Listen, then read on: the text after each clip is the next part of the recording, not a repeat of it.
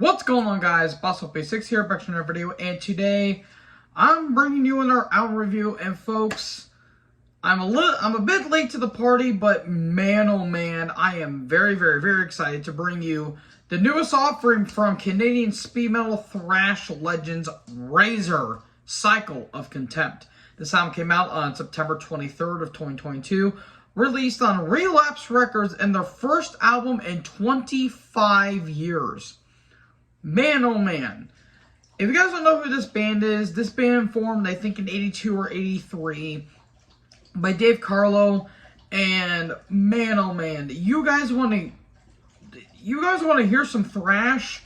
Listen to this band's entire discography, because this band is one of the most underrated and overlooked bands in general. Not just in terms of thrash, but in terms of metal in general, because these guys are fucking insane. Again, first album, 25 years. Their last one was Decibels, released in 97. And it kind of has the same lineup here from that album. I think Ryder Johnson's on the drums. I think Mike Campagnolo, I think, is on bass. Dave Carlo is on guitar, and Bob Reed's on vocals. I do want to say I wish they would have gotten Sheepdog, but whatever. It is what it is. I like Bob Reed. Bob Reed is a pretty damn good vocalist in his own right, but I mean, the Sheepdog era is absolutely awesome. So this album's kind of divisive. A lot of people, I've seen reviews, and I've heard some people like this album, but I heard some people think it's an alright, but mainly disappointing. I'm here to tell you, folks, this is the best thrash album I've heard this year, because holy shit. You want to hear piss off aggression and just in your faceness, this is the album for it. The first song I listened to, which I think was the first single, was Flames of Hatred. And you get immediate classic Razor, including those chanting Razor, Razor, Razor, and just Ryder Johnson just beating the shit out of those skins. And I mean, Bob Reed sounds pissed on this entire album. And as the album goes on, he sounds more like a more pissed off Lemmy in some ways, which I thought was kind of funny. But Dave Carlos trying his balls off. There's a reason why they are called the Canadian Slayer, because good Lord Almighty. I mean, you listen to albums like Shotgun Justice or Violent Restitution, you'll understand why these guys are considered a Canadian Slayer, and they're part of the big four Canadian thrash, along with Voivod, Sacrifice, and Annihilator. Because, God, Jesus, these guys are brutal. And the second one, I think it was another single, was A Bitter Pill. And that song's fucked up in some ways in terms of lyrical content. It talks about, what did you do to your kids? They never called you. And you'll end up alone and old, which, that's fucked up. But great song, really great song. I basically love all these songs. Maybe except for one track, Crossed.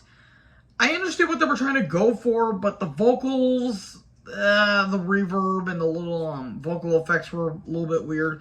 And while it is like 99% of this album's like full-on bullet train aggression, and even if the tunnel's small, they're still going through that bitch. There were some more groovy moments too, in terms of like the title track and the title track, Darkness Falls, which actually has this really cool epicness at the beginning, and then it has a little bit of a groove. And my God, just all these songs are great. Like Off My Meds has really cool gang vocals. Gang vocals is kind of word of the day here too, because it kind of has the Exodus kind of approach to it, where it's like the gang vocals are really, really, really good. The title track's really unique because it's the longest song on the album.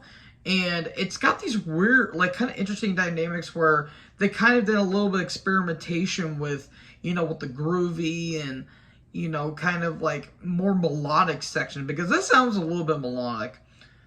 Now, as much as I praise this album, there is a couple things that kind of drag it down a little bit. One, the songs are a bit goofy. There's a bit of a goofiness to the songs, like, especially the last song, King Shit, which is a bit repetitive, but it does give me a Motorhead vibe, because these guys worship the hell out of Motorhead. I mean, they would sacrifice fucking goats to Motorhead, but it's kind of a silly song, which is it kind of feels like a hardcore song, which has a really cool hardcore groove to it, which I do appreciate. Jabroni, it's kind of a funny song, the way that they say jabroni, and every time I think of it, I either hear The Rock or White Boy, what was his name? It doesn't matter what your name is, jabroni, whatever. It was the one white guy that played, like MW3 or MW2 way back in the day. If you guys have any fucking clue who I'm talking about, then I love you guys. It was kind of funny how the gang vocals are like that. Punch Your Face in so fucking stupid. I love it though. I love it. Like this band, when this band gets silly, it gets very silly, but man oh man. It's awesome. Darkness Falls is a kind of unique song too. But I love every other track here. Like all fist fighting, it's kind of stupid, but I love it. First Rate Hate is just fucking aggressive. Like the aggressive tracks are standouts, and just absolutely killer. Yeah, the song rating's a bit weak if you think about it. Like it's just kind of like, oh yeah, just pissed off aggression and old men screaming at clouds and shit. But I kind of enjoy it. It kind of has a bit of a charm to it, and that's been kind of Razor's like motive. Like they're just pissed at everything. You want to destroy your house, steal your cat, kick the dog, and throw the damn cat in the damn toaster. Why do you throw it in the toaster? Who knows? You'll probably you'll drown the fucking gerbil if they wanted to. The other thing that I do have a problem with, and it's a lot of people discuss it, the production's weak. The guitar sounds buried a little bit. The bass is prominent. I really love the bass. But the drums sound a little unproduced, like especially the way he's beating the toms, like it sounds a bit flat. And the snare and the cymbals, they all sound like pennies are being dropped on. I do love the double bass. The kick drum is really good. I really do like that. But I don't know, just the drums sound a bit loud.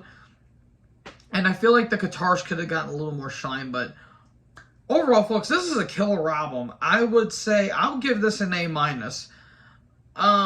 People might say I'm biased because I love this band. Just because I love the band doesn't automatically mean I'm going to love the album. I mean, for God's sakes, I like Iron Maiden. I didn't like their album from last year.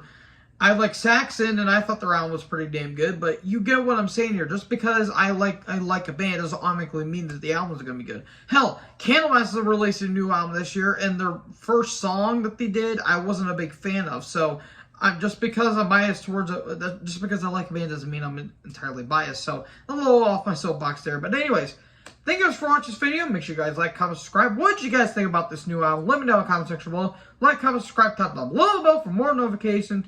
Join our herd. Talk guys next video. Peace out.